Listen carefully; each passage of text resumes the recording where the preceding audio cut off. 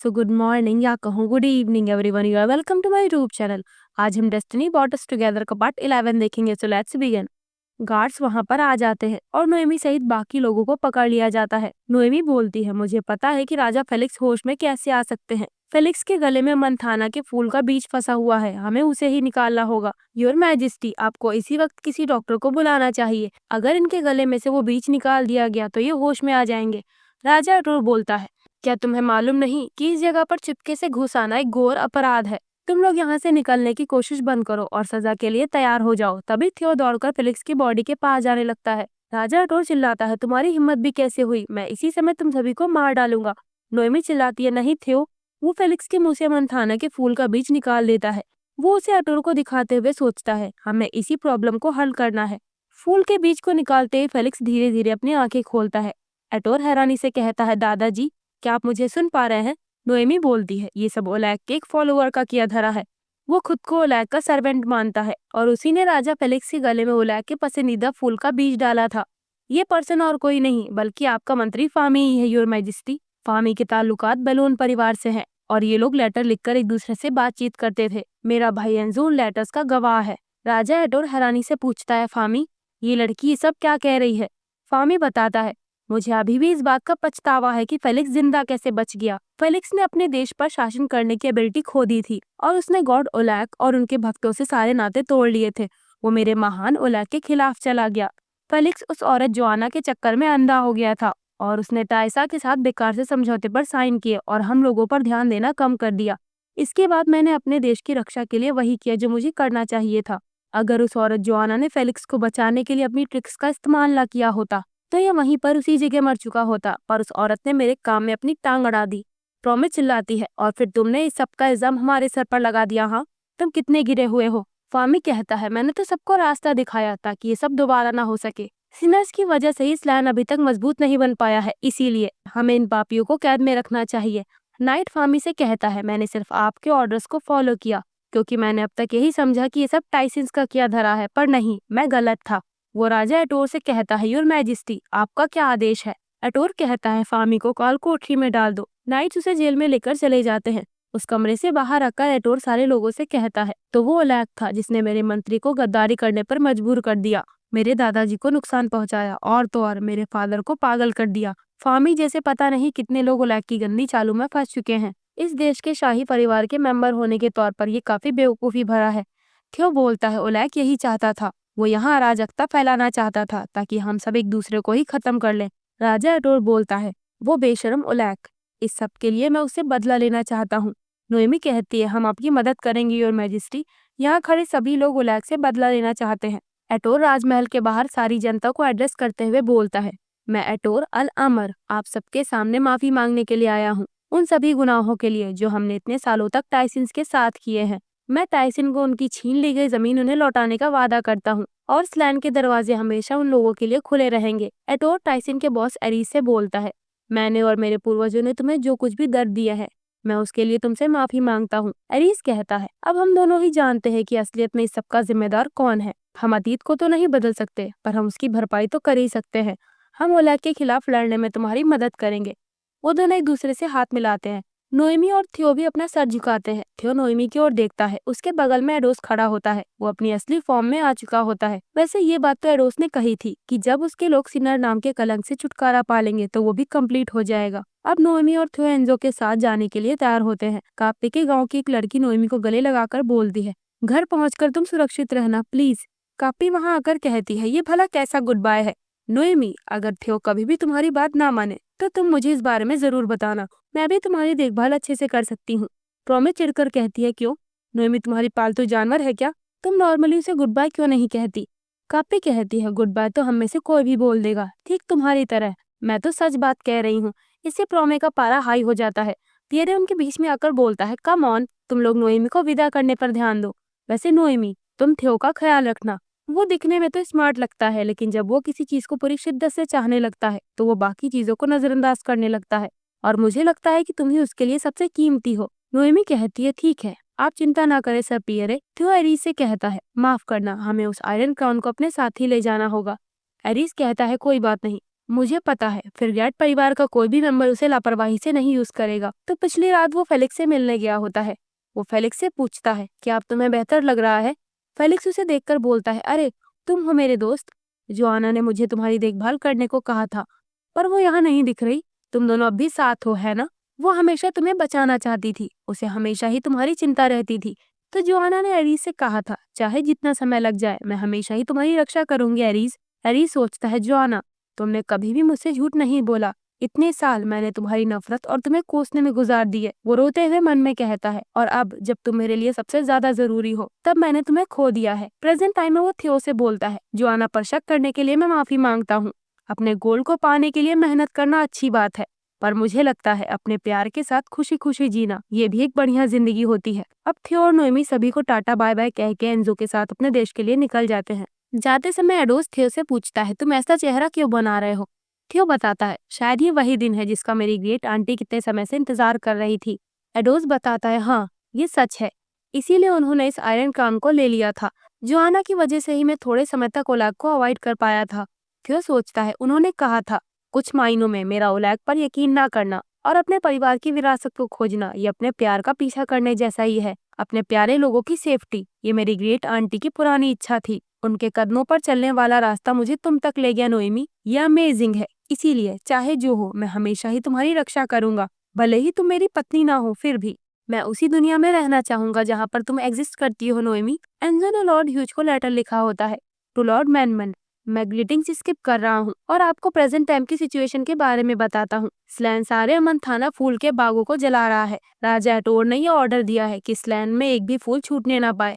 कल तक स्लैन और टाइसा एक दूसरे के दुश्मन थे, पर अब वो साथ मिलकर अमनथाना के फूलों के खेतों को जला रहे हैं। हम लोगों ने मेरी बहन और उस बिजनेसमैन फ्रिडयार्ड को पकड़ लिया है और हम पुजारियों को झूठ बताकर उन्हें घर लेकर आ रहे हैं। मुझे लगता है कि आप समझ गए होंगे कि इसका क्या मतलब है। शायद ये वही पल है जिसका आप इतने समय से इंतजार कर रहे थे। मुझे आशा है कि जिस जमीन पर ओलैक रह रहा है आप उसे हराने के लिए तैयार होंगे लॉर्ड ह्यूज। मेरे पास अभी बस इतनी ही इन्फॉर्मेशन है। ये चिट्ठी पढ़कर ह्यूज बोलता है, कितने दुख की बात है। मैं तो सबसे ज्यादा उसके बारे में परेशान था, पर उसने अपने बारे में तो कुछ लिखा ही नहीं। मैं एंजो को मिस करने लगा था, लेकिन आखिरकार अब वो वापस आ रहा है। इधर फ्रिगेट मेंशन में रॉय लोहे का औजार लेकर जोआना यानी ग्रेट आंटी की कब्र के पास जा रहा होता है। उसके अटेंडेंट और घर वाले उसे रोक रहे होते हैं। अटेंडेंट बोलते हैं, पता नहीं इन्हें क्या हुआ। सो रॉय सर थियो का भेजा गया लेटर पढ़ रहे थे, तभी अचानक वो बेलचा लेकर इस ओर आने लगे। वो जोआना की कब्र का पत्थर हटाने लगता है। रॉय अटेंडेंट से बोलता है, चुपचाप खड़े मत रहो और यहाँ आकर मेरी मदद करो। वो सब मिलकर कब्र का पत्थर हटाते हैं। ये नजारा देखकर सब लोग शॉक्ड रह जाते हैं। जोआना की अस्थियों के पास अमनथाना के फूलों का पेड़ उगाया होता है और तो और इसमें कई सारे फूल भी निकले होते हैं, यानी जोआना की मौत एक मर्डर था। ओलैक के किसी फॉलोअर ने उसे अमनथाना के फूल का बीज खिला दिया, जिससे वो चल बसी और उसी बीज से जोआना की कब्र में फूल का पेड़ निकल आया। ये देखकर रॉय चिल्लाता है, थियो सही था, हम अपने लालच में इतने अंधे हो चुके थे कि हम सच्चाई देख ही नहीं पाए। इधर ये सब लोग जहाज पर होते हैं। थियो नोएमी से पूछता है, क्या तुम्हें ठंड लग रही है? नोएमी बोलती है, हाँ थोड़ी थोड़ी, लगता है सर्दियां आने वाली हैं। क्यों बोलता है, जरा रुको मैं तुम्हें ओढ़ने के लिए शॉल लेकर आता हूँ। वो उसे शुक्रिया बोलती है। वो सोचती है, समंदर, अभी कुछ ही समय हुआ था जब हम दोनों भागने की कोशिश में थे। मुझे तो इस बात पे विश्वास ही नहीं हो रहा कि हम वापस वहीं पर जा रहे हैं। नोएमी एंजो को याद करके सोचती है कि एंजो की बात वाकई सच है, पर क्योंकि उसने हमें वो कीमती आयरन क्राउन दिया है तो लगता है कि मुझे कम से कम उस पर इतना भरोसा तो करना ही चाहिए। ये मुश्किल है, पर थियो, टाइसन और पियरे के साथ सफर करना भी आसान नहीं था। एंजो, जो कि वहीं पर खड़ा होता है, वो कहता है, क्या तुम परेशान हो? तुम बहुत गहरी आंख भर रही थी।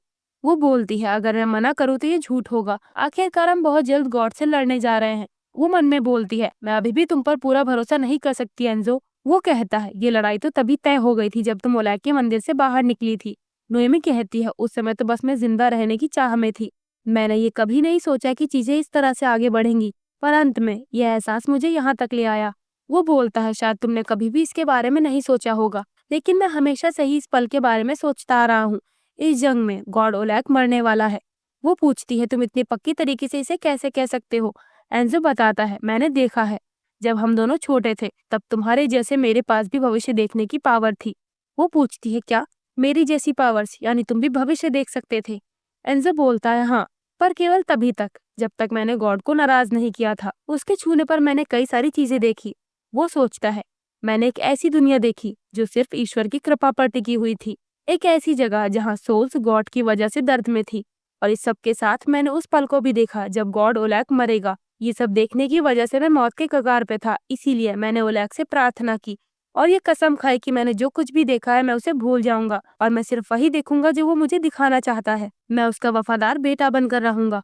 पर क्योंकि मैं पहले ही उसके नियमों के खिलाफ जा चुका था, मैं चुपचाप उसके मरने की घड़ी तक प्लान बनाने की तैयारी कर रहा था।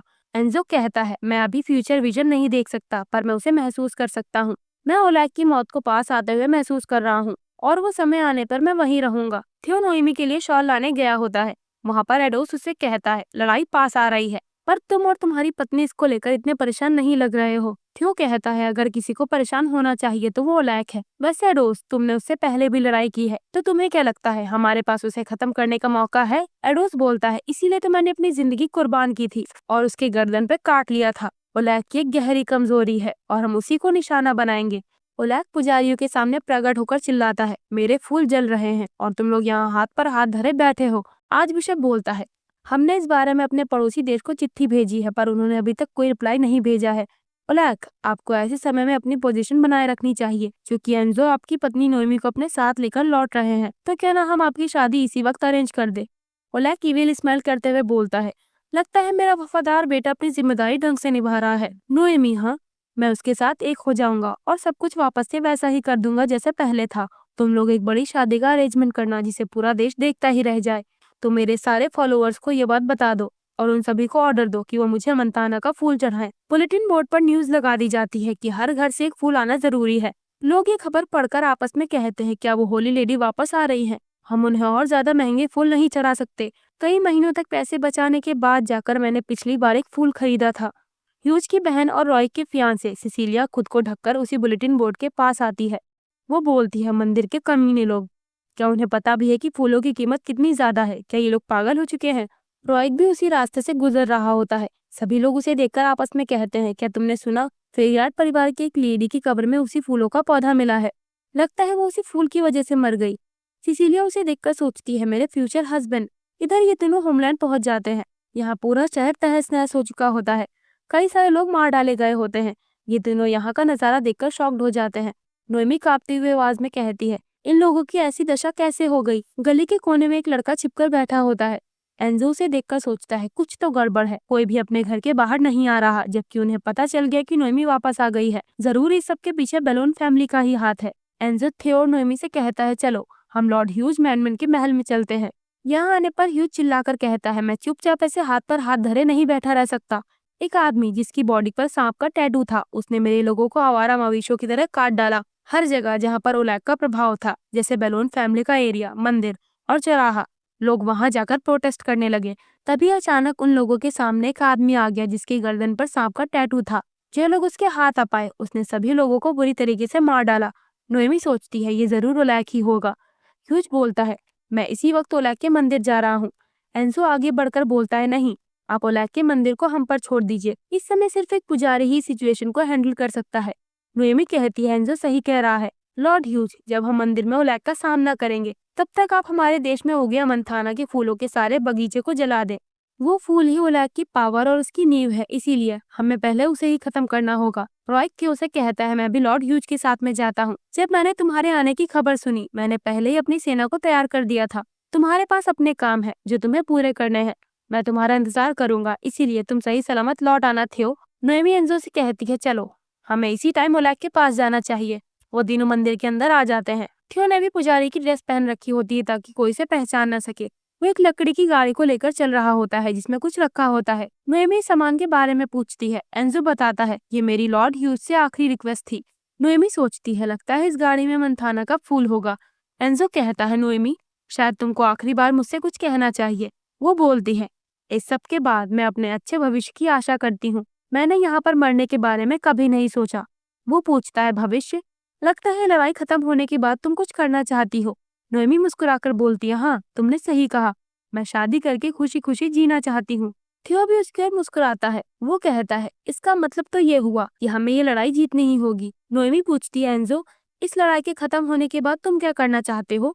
एंजो बोलता है, प्यार, हाँ, मैं भी इसे एक बार आजमाना चाहता हूँ। अब ये लोग आर्च बिशप यानी अपने डैड के सामने आ जाते हैं। वो नोएमी पर किसी टाइप का पवित्र जल डालने चलता है। आज बिशप बोलता है, हमारे गॉड की पत्नी बाहरी दुनिया की गंदगी लपेटकर यहाँ वापस कैसे आ सकती है? एंजो कहता है, आपको अपने हाथ गंदे करने की जरूरत नहीं, लाइए इसे मुझे दीजिए। आज बिशप कहता है, नोएमी, मुझे तुम्हें भी ठीक वैसे ही एजुकेट करना चाहिए था जैसे कि मैंने तुम्हारे भाई को किया है। तुम जाओ और अंदर जाकर गॉड ओलैक से बात करो। ये तीनों ओलैक के कमरे में आकर गेट बंद कर लेते हैं। एंजो धीरे धीरे थियो को कुछ बताने लगता है। वो कहता है, चाहे जो हो, तुम्हें सबसे पहले नोएमी को बचाना होगा। तुम ये कसम खाओ। थियो बोलता है, क्या ये भी कोई कहने वाली बात है? ओलैक उनके सामने आता है। वो अपने हाथ फैलाकर बोलता है, मेरे बेटे और मेरी प्यारी वाइफ, आखिरकार तुम मेरे पास आ ही गई। अब सब कुछ अपनी जगह पर होगा। वो मैजिक का यूज करके नोएमी को अपने पास खींच लेता है। ओलैक बोलता है, क्या तुम्हें बाहर टहलकर मजा आया? माय डियर वाइफ, तुम मेरे साथ ही रहो और अब तुम एक खूबसूरत मम्मी यानी एक डेड बॉडी बन जाओगी जो कि कभी बूढ़ी नहीं होगी। एंजो कहता है, नहीं, बदकिस्मती से आज तुम्हारा अंत हो जाएगा ओलैक। थियो उसी गाड़ी को पलटा देता है। उसमें मिट्टी का तेल होता है जो कि एंजो और ओलैक के चारों ओर फैल जाता है। एंजो एक माचिस की तीली जलाता है और खुद पर लगा लेता है। एंजो का शरीर जलने लगता है। वो जाकर ओलैक को कसकर पकड़ लेता है। गॉड ओलैक भी जलने लगता है। एंजो अपनी पूरी ताकत लगाकर ओलैक को पकड़े होता है जिससे ओलैक भी उसके साथ में ही जल जाए। नोएमी को ये सब देखकर जोर का झटका लगता है। वो उसकी ओर आगे बढ़ती है। एंजो चिल्लाता है, नोएमी तुम पीछे रहो, तुम इस मौके को मत गवाओ, तुम अपने प्लान पर फोकस करो। थियो फिर ग्रेट, तुम खड़े खड़े क्या कर रहे हो? क्या तुम भूल गए तुमने मुझसे वादा किया था कि तुम नोएमी की रक्षा करोगे, नोएमी को बचाओ। थियो नोएमी को वहां से लेकर जाने लगता है। तभी ओलैक अपनी पावर का यूज करके एंजो को खुद से दूर कर देता है। एंजो की बॉडी पूरी तरह से जलने लगती है। नोएमी चिल्लाती है, नहीं एंजो, तुम ये नहीं कर सकते। वो कांपती हुई आवाज में बोलता है, तुम चिंता मत करो नोएमी, केवल इसी तरह मैं मुक्त हो सकता हूँ। आखिरकार अब मैं आजाद हो गया, तुम अपना ध्यान रखना नोएमी। तो इस तरह एंजो जलकर मर जाता है। वेल, बेचारा एंजो, उसकी जिंदगी बहुत दर्दनाक रही और आखिर में उसने अपनी बहन के लिए खुद को कुर्बान ही कर दिया। हमारी तरफ से भी उसकी आत्मा को शांति मिले। नोएमी जोर जोर से रोते हुए बोलती है, आखिर ये कैसी मुक्ति थी? अंत तक मैं कभी भी उसे नहीं समझ पाई। थियो बोलता है, नोएमी, एंजो ने हमें एक मौका दिया है, हमें उस मौके का इस्तेमाल करना होगा। हम उसकी कुर्बानी को बर्बाद जाने नहीं दे सकते। थियो ने उस आयरन क्राउन को अपनी जेब में रखा होता है। उसमें से रोशनी निकलती है। वो उसे निकालकर नोएमी को देता है। नोएमी सोचती है, आपने सही कहा, अब मैं ओलैक की वजह से और किसी को नहीं खो सकती। इधर देश की आम जनता रॉय की लीडरशिप में ओलैक के मंदिर पर धावा बोल देती है। मंदिर का आर्च बिशप अपने पुजारियों के साथ आगे आकर बोलता है, तुम लोगों की हिम्मत भी कैसे हुई कि तुम लोग यहाँ इस पवित्र जगह पर अचानक से घुस आए? यहाँ से निकल जाओ। तभी ह्यूज की बहन सिसिलिया आर्च बिशप को एक करारा चाटा लगाती है। वो वहीं पर गिर जाता है। सिसिलिया बोलती है, तुम्हें क्या लगा, हाँ, तुम ये बकवास करते रहोगे और हम चुपचाप खड़े होकर तमाशा देखेंगे? बिल्कुल नहीं, तुम यहाँ से हिलना भी मत, वरना तुम्हें तो अभी बस केवल एक ही थप्पड़ पड़ा है, समझे? नोएमी आयरन क्राउन को पहनकर ओलैक के सामने आती है। ओलैक अपनी पावर्स इकट्ठा करते हुए बोलता है, तुम्हारी औकात इतनी ज्यादा बढ़ चुकी है, अब इससे कोई फर्क नहीं पड़ता कि तुम मेरी पत्नी हो या नहीं, मैं तुम सबको मार डालूंगा। वो उसकी ओर वार करता है, पर इधर नोएमी के पास भी एडोस की ताकत होती है। उसके अटैक से उसे कुछ भी नहीं होता। वो बोलती है, ओलैक, तुमने इंसानियत का विश्वास खो दिया है, अब हम तुमको नहीं मानते। वो गॉड जो हमसे दूर हो गया हो और हमारे लोगों को नुकसान पहुंचा रहा हो, वो हमारे लिए कोई मायने नहीं रखता। ओलैक बोलता है, तुम मुझे हंसाओ मत, तुम लोग यहाँ इसीलिए हो क्योंकि तुमने उसी भविष्य पर यकीन किया जो मैंने तुमको दिखाया था। तुम लोग तो बस मेरे खेल में एक प्यादा हो जो अब मेरे ऑर्डर से हटकर खुद से काम कर रहा है। वो दोबारा नोएमी पर अटैक करता है। उसके अटैक से नोएमी के सर पर रखा क्राउन गिर जाता है। थियो उसके पास जाने चलता है। नोएमी बोलती है, मैं यहाँ उस भविष्य को फॉलो करते हुए नहीं आई जो तुमने मुझे दिखाया था। मैंने वो रास्ता चुना जिसको तुमने मुझसे छिपा कर रखा था और ये टाइम मैंने खुद बनाया है। मैंने जो काम चुना और जो लोग मुझे मेरे सफर में मिले, वही सब मुझे यहाँ पर लेकर आया है। इसीलिए मैंने अब तक जो कुछ भी किया, मैं उसे इतनी आसानी से खत्म होने नहीं दे सकती। वो ओलैक पर दोबारा से वार करती है। थियो उस क्राउन को लेकर ओलैक के पीछे आ जाता है। वो अपनी पूरी ताकत लगाकर ओलैक की गर्दन पर उस क्राउन से अटैक करता है। वो क्राउन एक खंजर में बदल गया होता है। तभी गॉड एडोस थियो को साइड हटाकर उस खंजर को ओलैक की गर्दन पर धंसा देता है। एडोस बोलता है, मैंने तुम्हें चेतावनी दी थी, है ना ओलैक? मैंने तुमसे कहा था कि आखिर में तुम किसी इंसान के हाथों ही मरोगे। ओलैक झटक कर उससे दूर हटता है। उसी वक्त थियो जमीन पर गिर जाता है और बेहोश हो जाता है। नोएमी उसके पास आ जाती है। ओलैक नोएमी से कहता है, तुम्हें क्या लगता है ये दुनिया गॉड के बगैर सुरक्षित रहेगी? नोएमी थियो का हाथ पकड़ती है। वो बोलती है, ये दुनिया तुम्हारे बगैर चाहे जैसी हो, मैं नहीं डरती। तुम्हारे मंदिर को छोड़ने के बाद मुझे एहसास हुआ कि तुम मेरे पीछे क्यों पड़े थे। तुमने तो बस सर्वशक्तिमान होने का दिखावा किया, लेकिन तुम्हारे अंदर एक इंसान से बस थोड़ी ही ज्यादा ताकत थी। तुमने ये दिखावा किया कि फ्यूचर गॉड ने तय किया होता है, पर नहीं, ये तुम्हारा तय किया हुआ नहीं था। एक इंसान की आजादी भरी इच्छा और उसके कर्म ही भविष्य को बना सकते हैं। तुमने तो बस इसे अपने काबू में करने की कोशिश की और तुम लोगों की जान लेकर इसे अपने काबू में बनाना चाहते थे। यही वजह है कि जब तुम्हें दो जुड़वा भाई बहन मिले जिनके पास जन्म से ही भविष्य देखने की क्षमता थी, तुम ये मौका कैसे गवा सकते थे। ओलेग गुस्से में अपनी बच्ची कुची पावर्स का इस्तेमाल करता है, पर नोएमी के ऊपर उसका कोई असर नहीं होता। नोएमी बोलती है, शायद तुम्हें नहीं पता। तुम्हें नहीं पता कि हमारा भविष्य हमारी तकदीर नहीं तय करती। हम तुम्हारे बिना ही खुद अपना भविष्य बनाएंगे ओलेग। तभी सिसिलिया और बाकी लोग दीवार तोड़कर वहां आ जाते हैं। वो लोग ओलेग को देखते हैं। ओलेग का शरीर चिटक कर टूटने लगता है। वो बोलता है, तो इसी तरह एक गॉड भी खत्म हो जाता है। हाँ, आखिरकार इन दिस पे ओलेग का खात्मा हो जाता है और वो मर जाता है। आयरन क्राउन एक खंजर में बदल गया होता है। तो एंजो और एडोस के सेक्रीफाइस के चलते ओलेग का किस्सा खत्म हो जाता है। देन कुछ दिन बाद लॉर्ड ह्यूज नोएमी और थियो के साथ में लोगों को एड्रेस करते हुए बोलता है, सालों तक बेलोन फैमिली ने धर्म के नाम पर अपने ही लोगों को परेशान किया। उन फूलों के बारे में जानते हुए उन्होंने लोगों से उसकी खेती करवाई और तो और उनकी जान को खतरे में डाला। इसकी वजह से हमारे देश के बाहर और अंदर भारी नुकसान हुए और यहाँ तक इसका असर दूसरे मुल्क तक पहुँच गया। आज बिशप हेक्टर बेलोन को इस सब के लिए जिम्मेदार ठहराया जाएगा और ओलेग के मंदिर को हमेशा के लिए खत्म कर दिया जाएगा। हालांकि नोएमी बेलोन, जिन्होंने इस पूरी घटना में अपना बहुत योगदान दिया, वो किसी भी मायने से गुनहगार नहीं है। मैं उन सभी लोगों को अपनी श्रद्धांजलि देता हूँ जिन्होंने इस मुश्किल घड़ी में अपनी जान गंवाई और शहीद हो गए। ह्यूज एंजो को याद करता है। वो नोएमी की ओर अपना हाथ बढ़ाकर बोलता है, एक नया राज्य बनाने में हमारी मदद करने के लिए आपका शुक्रिया। नोएमी कहती है, मैंने तो बस अपनी जिंदा रहने वाली इच्छा का पीछा किया था। श्रद्धांजलि देने के लिए आपका शुक्रिया लॉर्ड ह्यूज। पब्लिक नारे लगाने लगती है। डन नोएमी बालकनी में खड़ी होती है।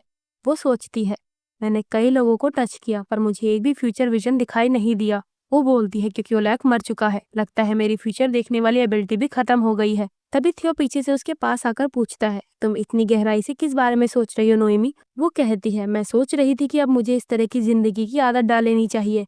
वो थियो के गाल पर हाथ रखकर बोलती है, थियो, अब मैं किसी का फ्यूचर नहीं देख सकती। पहले मैं लोगों को छूकर उनका फ्यूचर देख लेती थी, अब मैं बाकी आम लोगों की तरह अपने फ्यूचर के बारे में चिंता कर सकती हूँ। थियो पूछता है, क्या इस वजह से तुम दुखी हो?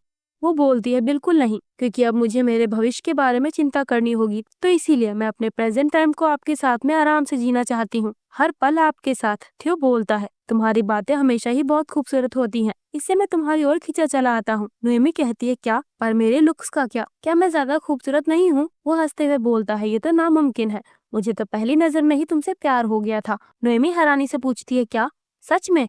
वो कहता है, हाँ, ये बिल्कुल सच है। वो बोलती है, अरे हाँ, एक बात है जो अभी भी सच होगी, मैंने पहले विजन में अपने हस्बैंड को देखा था और मेरे साथ मेरे बच्चे भी थे। थियो ये सुनकर ब्लश करने लगता है। वो आगे बोलती है, अगर हमारे बच्चे होंगे तो वो हमारी तरह होंगे, ये सोचकर ही मुझे बहुत खुशी मिलती है। आपको क्या लगता है थियो बोलता है, हालांकि इससे पहले हमें कुछ करना होगा। वो पूछती है, क्या? थियो अपने घुटनों पर बैठ जाता है। वो नोएमी का हाथ पकड़कर बोलता है, नोएमी बेलोन, तुमसे मिलने के बाद पहली बार मुझे वो जगह मिली जहाँ मैं बसना चाहता हूँ। मैं अपना ये समय और आने वाला कल तुम्हारे साथ जीना चाहता हूँ। क्या तुम मुझे ये सम्मान दोगी? वो कहती है, हाँ, मैं हमेशा आपके साथ रहूंगी थियो। देन थियो और नोएमी की शादी का दिन आता है। वो टाइसन के बॉस एरिस के साथ में आ रही होती है। यहाँ पर पियरे, प्रोमे, रॉइक, स्लैन का राजा एटोर, उसके ग्रैंडपा फेलिक्स और थियो के घर वाले भी होते हैं। पियरे नोएमी को देखकर बोलता है, नोएमी थियो के लिए कुछ ज्यादा ही अच्छी है। प्रोमे बोलती है, ये बॉस को क्या हुआ? ये गोरिल्ला की तरह सीना तान कर क्यों चल रहे हैं? थियो के घर वाले कहते हैं, थियो अपने बड़े भाई से पहले ही शादी कर रहा है, ये कितना बुरा है। रॉय खुश होकर सोचता है, तुम हमेशा से ही कम्पिटिटिव रहे हो थियो, पर अब तुम उस क्राउन के बगैर भी बहुत खुश हो। सिसिलिया वहीं खड़ी होकर रॉय को घूर रही होती है। रॉय के देखने पर वो अपना चेहरा घुमा लेती है। रॉय उसे देखते हुए सोचता है, शादी, ये बुरा नहीं। नोएमी धीरे से थियो से कहती है, आखिर में हम घर आ गए और हम यहीं पर शादी कर रहे हैं। थियो बोलता है, मेरी जिंदगी और भी खुशनुमा बन जाती है जब मैं तुम्हारे साथ होता हूँ नोएमी। वो नोएमी को किस कर लेता है। पियरे बोलता है, थियो, नोएमी ने अभी तक हाँ नहीं बोला है, आखिर तुम इतनी जल्दी में क्यों हो? हाँ, सारे लोग हंसने लगते हैं। थियो कहता है, तुमने सही कहा, मुझे माफ करना। थियो के डैड बोलते हैं, तो ठीक है, आज से तुम दोनों हस्बैंड वाइफ हुए। मेरा आशीर्वाद है कि तुम दोनों हमेशा खुश रहो। इस तरह इतनी मुश्किलों का सामना करने के बाद थियो और नोएमी फेक हस्बैंड वाइफ से रियल हस्बैंड वाइफ बन जाते हैं। सुबह नोएमी थियो के शर्ट का बटन लगा रही होती है। थियो उसके पास आने चलता है। वो कहती है, थियो, आपको अब चलना चाहिए, मुझे भी आज हाउस की हेडमेड से बात करनी है। थियो उसके करीब जाकर बोलता है, कोई बात नहीं, तुम उनसे कहना कि वो थोड़ा इंतजार करे। बाहर खड़ी हेडमेड बोलती है, लगता है वो दोनों आज दोबारा से लेट हो जाएंगे। दूसरी मेड हंसते हुए कहती है, वो दोनों अपने रूम से बाहर ही नहीं आ पा रहे हैं। इधर रॉयक और ह्यूज फूलों के बगीचे में होते हैं। ह्यूज रॉयक को धक्का मारकर बोलता है सिसिलिया को फूल काफी पसंद है। रॉयक वहाँ से एक पीला फूल उठाकर कहता है ये वाला, ये उसे जरूर पसंद आएगा। इधर स्लैन में कापी और प्रोमे में बहस हो रही होती है। पियर उनके बीच जाकर प्रोमे से कहता है ठीक है, तुम गुस्सा मत हो डार्लिंग। प्रोमे चिल्लाती है तुम डार्लिंग किसे कह रहे हो, क्या तुम्हारा दिमाग खराब हो गया है। लॉर्ड ह्यूज उसी एकेडमी में आता है जहाँ वो और एंजो पढ़ा करते थे। वह एंजो की बैठने वाली सीट पर हाथ रखकर बोलता है एंजो, तुम हमेशा मुझसे एक कदम आगे रहते थे, क्या तुम्हें मालूम था? मैं उन बातों को नहीं मानता था, इसके पीछे की एक वजह तुम भी थे। नोएमी एक लेटर लिखती है, हेलो, तुम कैसे हो? यहाँ सर्दियाँ जाने वाली हैं। जहाँ पर मंथाना के फूल उगाए जाते थे, अब वहाँ पर आम लोग अपना पसंदीदा फूल उगा रहे हैं। हमारी राजधानी इससे पहले इतनी कलरफुल कभी नहीं हुई। टाइसर और स्लैन के बीच रिश्ता पूरी तरह से शांति भरा है। आयरन क्राउन एक खंजर बन चुका है। अब मुझे एडोस की पावर्स महसूस नहीं होती, यानी वो भी ओलेग के साथ गायब हो चुका है। कभी कभी मैं सोचती हूँ कि कितना अच्छा होता अगर आज हम सब साथ में होते। वैसे इस बात पर शायद तुम कहोगे कि इतनी लालची मत बनो नोएमी। मैंने सही कहा ना एंजो, लेकिन अगर तुम मेरे साथ ना होते तो मुझे ये खुशी कभी ना मिल पाती। हमारे घर में एक नन्हा बेबी आने वाला है, मैं उसका नाम तुम्हारे नाम पर ही रखूंगी एंजो। मैं आशा करती हूँ कि तुम अब आजाद और शांति में होगे। आगे चलकर अगली पीढ़ी इस धरती पर जन्म लेगी जिसकी नींव रखने में तुमने अपना सबसे बड़ा श्रेय दिया, और इसके लिए मैं मरते दम तक तुम्हारी आभारी रहूंगी एंजो। तुम्हारी बहन नोएमी। थियो नोएमी को अपने पास बुलाता है और उसे गले लगा लेता है। और इसी के साथ इस स्टोरी का यहाँ पर दी एंड हो जाता है। वैसे ये स्टोरी मुझे पर्सनली भी काफी अच्छी लगी। इसके सारे कैरेक्टर्स नोएमी, थियो, पियरे, ह्यूज, रॉयक, जोआना, सभी का कैरेक्टर बिना किसी कमी के पोर्ट्रे किया गया है। एक शानदार रोमांटिक स्टोरी बिना सेकंड मेल कैरेक्टर के। नोएमी का कैरेक्टर डेवलपमेंट, थियो का जुनून और एलिगेंस, पियरे जैसा दोस्त, एंजो जैसा भाई और टाइसन सभी का बहुत अहम रोल था। स्टोरी इस नोट के साथ में एंड हुई कि हमारा फ्यूचर किस्मत पर निर्भर नहीं होता, बल्कि हम अपना भविष्य खुद बनाते हैं। तो इसी के साथ में हम इस वीडियो को भी यहाँ पर एंड करते हैं।